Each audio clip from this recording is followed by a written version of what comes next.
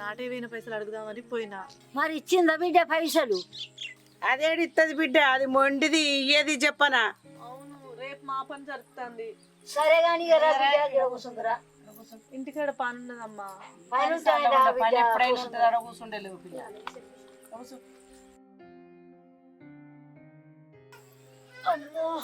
నిన్ను చూస్తే బాగా అనిపిస్తుంది బిడ్డ, దుఃఖం అనిపిస్తుంది. నువ్వేం చెప్తావవ్వా? నా రాత రాసిన ఆ దేవునికే నా మీద జాలి లేదు. నన్ను పుట్టించిందే నేను ఇట్లా బాధపడతా అంటే చూసి నవ్వడానికి కావచ్చు. చిన్నప్పుడే నాకు అమ్మ నాన్న లేకుంటే చేసిండు, ఇప్పుడేమో ఇట్లా బాధలు పెడతాడు. అయ్యో బిడ్డ గట్లా మాట్లాడకి, ఎప్పటికీ ఒక్కటే రోజు ఉండదు.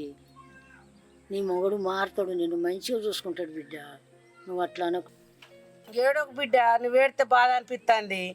అమాస కొన్ని రోజులు, పున్నమ కొన్ని రోజులు, ఎప్పటికొక్క తీరే ఉంటుందా?